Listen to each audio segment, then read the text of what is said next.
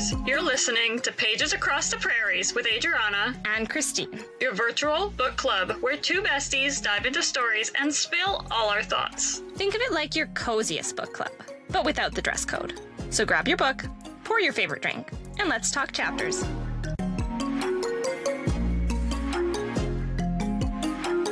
Hey, so we're here today discussing The Witch's Guide to Magical Innkeeping by Sangu Mandanna. This is our spoiler-free episode, so you can listen to it without us spoiling the book for you, decide if you want this book on your TBR, and kind of just get an overall synopsis and review of the book. Yeah, and then come back next week, and you'll get a full dive-in of all the spoilers and juicy tidbits. Yes. Okay, so for our little brief summary on the book. All right, so this book is set at an inn that is laced with magic. Sarah, a once very powerful witch, now exiled from the Magical Guild, she finds herself in a place where she can find a way to start to restore her lost magic. From the help of her eccentric household guests and surprise guests, they form bonds and face the realities of consequences from both the past, present, and future. Running an inn is more than just spells and rituals. It's about the people who come through its doors. It was really cute. That was a really good intro. I think this book deals a lot with the idea of found family and even the idea, it is a magical book, but the idea of finding magic in everyday things. Yes, exactly. Yeah, so just a little kind of cozy summary of it. Yeah. Did this book remind you of any other books? Well, it did, but I know that you also have an answer for this, and I really want to hear that from you. But I was also getting those same vibes. And that also did remind me of the Very Secret Society of Regular Witches. There was a lot of found family in that book as well as it's the same authors. Yes. And I think that's something important to mention. Something that I found a lot of people had issues with was that this book was kind of marketed as though it was a sequel to that. That's what I thought it was, and it's not. It's not actually even in the same universe. I listened to an author interview, and the very first thing she said, because I'm guessing she probably got flack for it, is that these are not, they're dealing with magical things, but it's not necessarily a sequel. Yeah, that took me off guard. Yeah, that's not what I was expecting at all. And I was sad because I was looking forward to seeing the main character of the other book again. I know, I really liked the main character and all the characters from the first book as well. Yeah. These ones were likable too, but the first ones hold a special place. Yes, I saw some people had high reviews of this and not of the other, and I'm curious. That's probably why I'm guessing I didn't get a chance to read them. Yeah. If you have any ideas about what you thought, we have that this or that from a couple days ago. I want you to post which one you liked better too. Yeah, that would be fun to see. Aside from that, obviously just recently Meg Schaefer's book. I think that these fall into a similar genre again. That word. And TJ Klune, I think that these authors are all kind of in that cozy genre. And something interesting that this author mentioned was T. Kingfisher. Really? Yes, that while it's kind of eerie, her books are still kind of have that cozy feeling or setting to them. How do you feel about that? I don't really agree. I love She didn't necessarily say they were in the same area, but she did mention that. Maybe I'm misquoting, but I got the feeling that cozy. Well, I mean, a lot of T. Kingfisher's descriptions can be cozy. If your idea of cozy is a mushroom-filled wall or teeth falling out of somebody's face, but I mean, each their own. Maybe I misquoted. Or people just have different ideas and that works too, but I completely disagree. I find, and we can get to this later, but all of these authors, I would say less TJ, but all of these authors kind of have all these characters that they throw in that are so very diverse, and that was another, it was just an issue people mentioned. Interesting. With it kind of being not as much depth to them, that it was almost just done just to have them there. So that is definitely a similarity I see in a lot of these authors, and it was an issue that I mentioned with The Wishing Game. Yes, I remember you mentioning that about The Wishing Game, but I also think that I misunderstood you, but yeah, I don't think TJ Klune has that problem. I think that their characters have a lot more depth. I think so too, but I've only read 2 of his books. Maybe I need to read more. Or maybe I don't. Yeah. So were there any other books aside from that this one reminded you of? No, just those ones. And I never made the connection to the Wishing Game, but good point by Found Family. That's a big theme lately that we've been reading. I think It it's really time to is. switch it up. Well, another thing is the cozy fantasy genre Mm-hmm. and romantasy. This similar Wishing Game, similar. So we've been kind of stuck in there right now. And even this author did mention the same thing as Meg Schaefer did, that this genre was kind of created during COVID. The idea that a lot of people are looking for something softer to read right now, and that it's not an accident that these books are coming out. So I thought that was kind of cool, but also not too diverse of our reading selections. We've definitely maybe just needed this cozy break from all the crazy right now, but Yeah, and when I try and find seasonal books, I find they often do fall more in that kind of area where it's not too much, you don't need too much thought, it's just vibes. exactly. We're just all wanting to get wrapped in a big warm hug. Yeah, that's when I think autumn, that's what I'm doing. Same as when we move on to our Christmas reads. I'm curious about that Kirsten Hanna book, if it's going to make me cry or if it's a feel-good. I feel like it won't be a feel-good. I'm worried. Usually, though, our Christmas books do. They're feel-good ones. Yeah. And so are autumn. We save all the other ones for the in-between of the seasons. Exactly. There's a time and place for each. Exactly. Okay. So we discussed the genre. Is there anything else that you had to say on that, or any other categories you felt it fit into? Yeah, no, I wrote down the same thing. Cozy fantasy sprinkled with romance. Yep. There we go. Okay, so what is your rating on this book? Yes, so it's like a 5.5 out of 10. 5.5. Ooh. And your Wishing Game was what? Do you remember? It had changed to a 6 out of 10 by the end of it. Yeah. Like, I just thought it was a sequel, and it's not, and I was so disappointed. And yes, it's a cute, heartwarming story, and I would recommend it to other people, but maybe I'm just getting tired of cozy, heartwarming books, and it's starting to just become less exciting, and I need something to break it up. Okay, yeah, that's fair. So we're sitting at a 6? Is that what you said? 5.5. 6 was 5.5. what Wishing Game was. Okay. See, I feel stuck because I put the Wishing Game high-ish, even though I was mad at it, and I like this book more, but I don't want it up there. Yep, that's a pickle. Can't go back. No, I'm sorry, that's so rude. I'm very stuck. I'm going with a 7, I guess. The Wishing Game, did I end at a 6.5? I think so, yes. So we're at a 7. Okay. And Well, I like this book change. immediately. I'm so easy. Like when I like a book, when I'm just enjoying it, I'm like, oh, 8, 9, 10, let's go. So I have to slow myself down and have some critical thinking. Maybe that's what happened, because like when I finished the book immediately, I was like, oh, this was good. But I finished it a few days ago, so now I've had time to just think about it. Yes. And thinking doesn't always go well. No, because I guess that's the thing about a book that ends really happily. Or some people disagreed with that, but with a book that ends with those soft, warm feelings, if it's done its job, that's how you should feel, and therefore maybe how you might rate it. Yeah, well, we'll probably talk about the ending in the next book, but I think that my lower rating also is how the ending ended. That's going to be good to hear. Yeah, I really want to dive into spoilers right now. I was just about to. Thanks for keeping track of that. No problem. Okay, so we will move on to quotes then and see if later on in our next one, if our ratings stay the same or if they change. Yes. I'm always curious to hear about that. Yes. Something that I did want to mention about this book was that depending on your humor, there may or may not be some humor in this book for you. It is intended to be humorous, though. From what I feel. Maybe the author is like, no, it's not funny at all. It'd be interesting to hear her perspective. Do you want to do your quotes first? Or? Yes.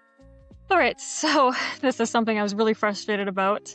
I was looking for my quotes that I had, but it turns out I timestamped them all. And I have a couple written down, but my most important ones were timestamped from Spotify, but I ran out of listening hours. And that means I can't go back until tomorrow when it reboots to go get the quote. Because once you've listened to it on Spotify and you run out of hours, you can't go back to what you've already read.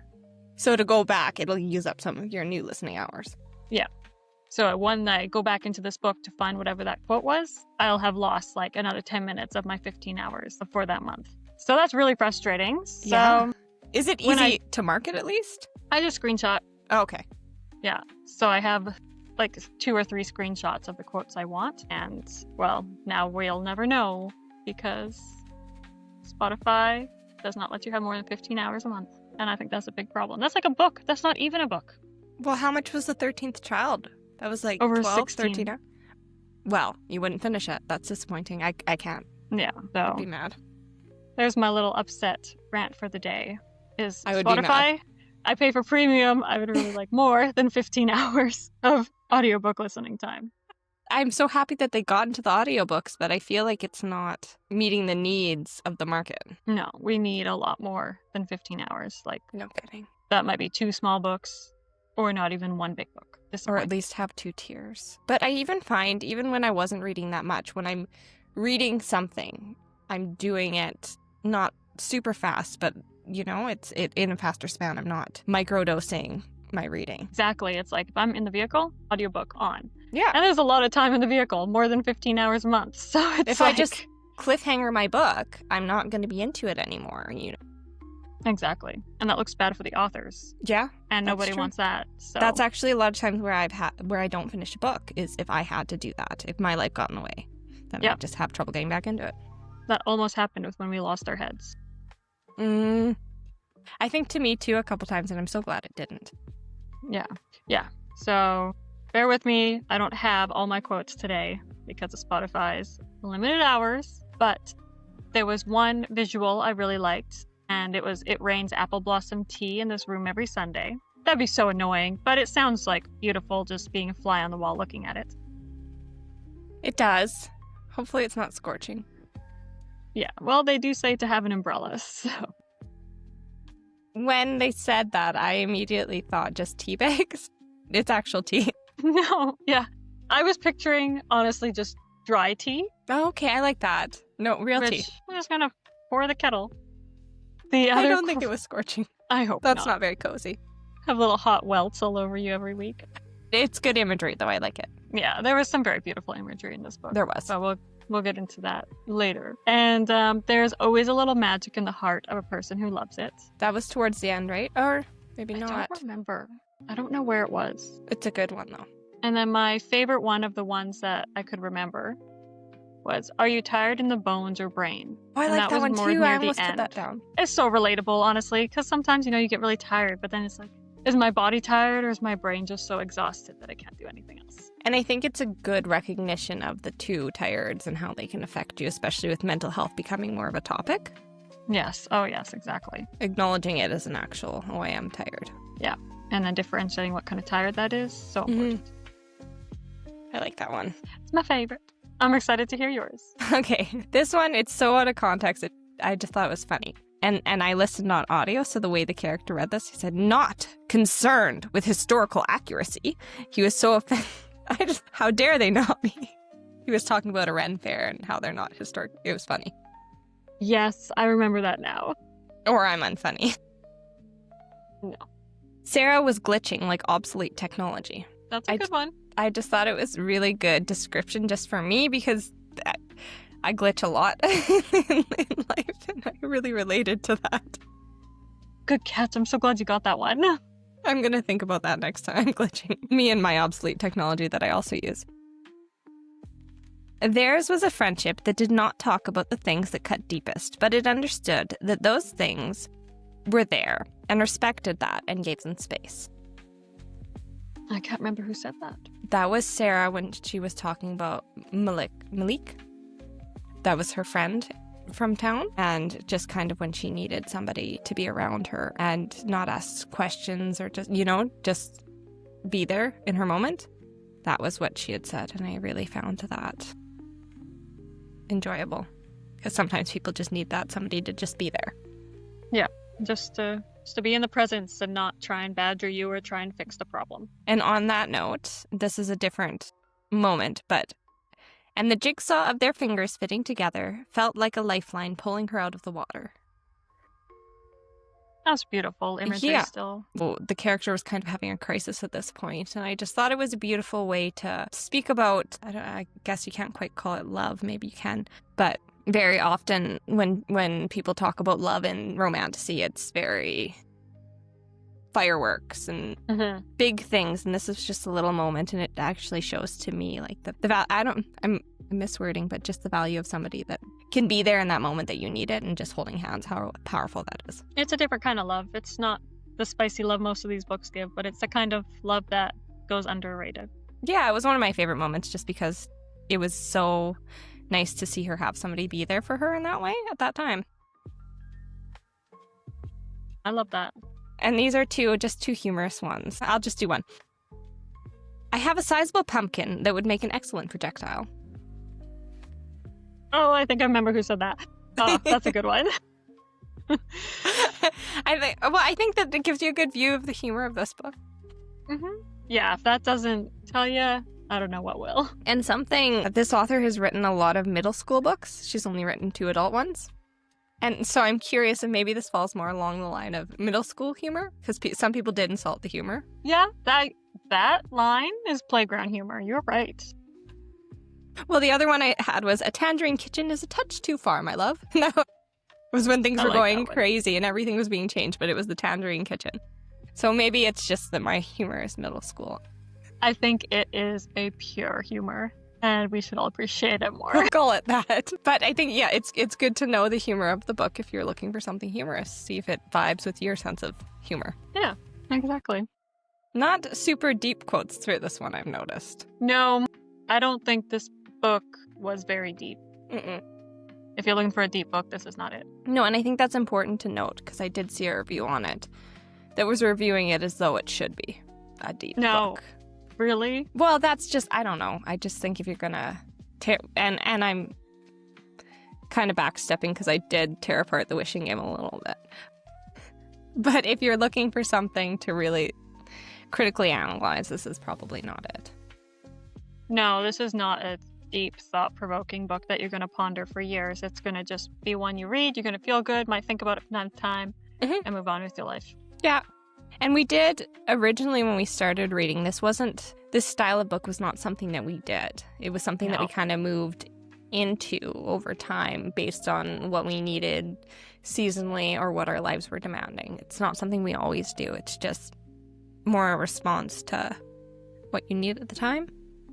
Exactly. Sometimes it's a break from just the crazy life, or sometimes it's just a break from some of the other hard reads that we've done. Yeah. Yeah, like we'll read a Kirsten Hanna book and then dive into one of these because you can't. Exactly. Well, some people can, but I can't. No, we need to mend our heart a little bit. Yeah. Or something hard's going on. And something else I want to acknowledge with this style of book is just easy. It's easy listening for me in the sense that I can just play it while I'm doing other things. I'm not rewinding if I miss a detail or flipping back in a physical copy of a book. It's just, I'm not too stressed. Exactly. You can listen to it while you do your mundane housework or whatever it is you have to do. Exactly. That's what I like about it. Yeah, that's a good point. I think that's an important thing to mention. Yeah, I think so. I felt it was. Okay, so we've kind of touched on this both, on how we listened to or got through this book. That sounds painful. Yeah, it was audio again. A lot of driving. I liked the audio version of this. I'm not sure I would have enjoyed the physical copy as much because I did like the author's accents on this one. Yeah, the narrator really brought it up a notch. It was like theater. Yeah, so I thought she did a good job.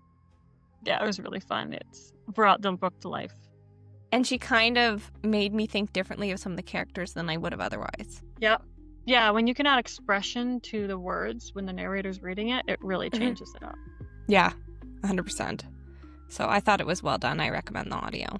Yeah, me too. It'd be nice to have this copy of the book on the shelf because it's pretty. It would be. I do. I want both. Just a nice little thing to have on the shelf. Exactly. Like a little reward or a treat. What do people call it? A trophy? Yes, a trophy. Yeah. Perfect. This is one of those books that you could listen to on double speed if you had to. That's a good point. I never think about listening to books on 1.5 or ×2 or anything. I forget it's even an option, so. I don't usually either, because I'm like, oh, that feels like cheating. But last time I was on a time crunch, so I did it, and it wasn't that bad. I wouldn't do it with something that involves a lot of thought or that I want to catch all the details, but this one I was just kind of relaxing and enjoying. Good. Oh, that's great to know. Too sweet. No, it wasn't with this one. Relaxing, enjoying, going light years fast. Okay, so would you recommend this book? I would recommend it for sure if you're looking for something cozy and not thought-provoking. Yes, that's exactly the same for me. I would recommend it to my most critical analysis book readers. Probably not. It's like how you could tear apart a short story too and be like, oh, it's missing this, it's missing that. It's just a different. I don't feel it's made for that. Maybe it is though, because there was something I wanted to mention. This book does. I should have mentioned it earlier. It's kind of off topic towards the end, but I feel like, and maybe I didn't catch it as much because I wasn't listening intently the whole time, but they did mention her friend, Malik. Mm-hmm. He had a piece of art in his house. So when they were talking, because they did talk about racism a lot in this book, she mentioned this idea of not fitting in and how he had this picture of a little boy in his room or in his house. And I looked it up, and it's Handala. Okay. And it's a famous piece of art created by Naji Al-Ali. I'm sorry if my pronunciation is off. But it was created in 1948, and it represents the Palestinians displaced by the expansion of Israel. Yeah, because I heard when they mentioned the picture in the book, it was something about like this little 10-year-old boy, and he's displaced from his home, and the idea of him not being able to go back to it. So that is this piece of art. So it gave a little bit more depth to that character, because obviously he must have been Palestinian, and that was a piece of artwork because he was, I don't know, they were in Lancashire.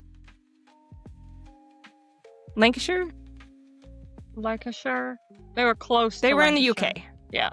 So The he was English countryside. Yeah, he was not in his home.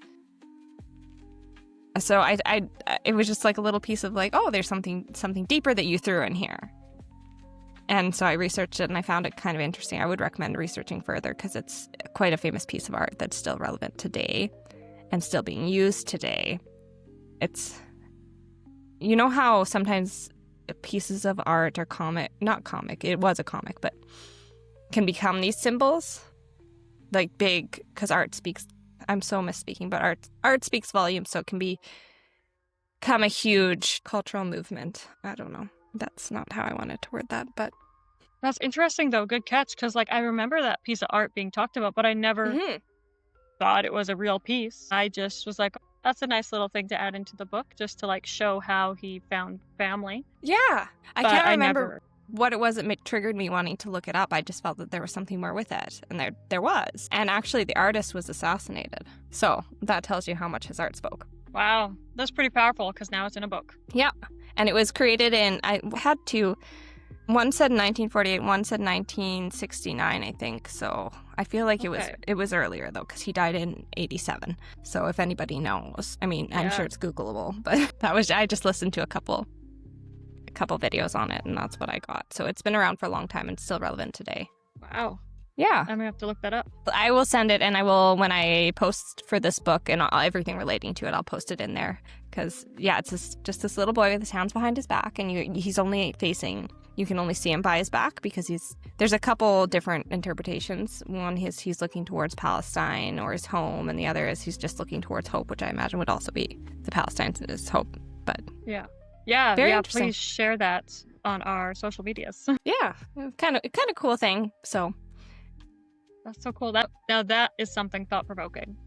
It is. And I like when you can catch these little, like, Easter eggs. Yeah, there might not be many in the basket, but that's a big, powerful one. I thought so, and it was just delicately mentioned, and I think that's the cool thing about cozy books is that sometimes they will touch... Some people disagreed with some of the ways that she touched on bigger topics, and I can definitely see why. But sometimes they'll just casually mention something that you can go on and research and learn more about yourself if you're interested in it. But you don't have to. It's not in your face if you're feeling too stressed at the time. That is such a good point. Sums up this genre so well. Yeah. Well, if it's done well or done in the way that I like it. Yes, that's fair. Where there's a little more depth if you want to find it. Oh, that's so cool. All these little secrets that just are hidden between the words. Yeah. Well, I think that that's pretty much all I have on this book, unless you have anything else that's spoiler-free, because I'm about to dive into spoiler. Yeah, that's all I got until we can spoil the book for you. Yeah, and I'm excited too. Me too. I'm really excited to hear about your favorite character. Yes, I actually am too. I have a couple guesses on yours. You're probably correct. I probably am. Well, I hope I am. Okay, so we will see you again in a week where we dive in again to this book, Yes. but in a more less spoiler-free way. There will be spoilers, so we'll be tea spilling. Yes. We'll really get into the details and nitty-gritty and like an actual book club. So if you've read the book, if you haven't read the book and you feel okay having it spoiled, come join us. Yes. And if you read it, enjoy, and we will see you there.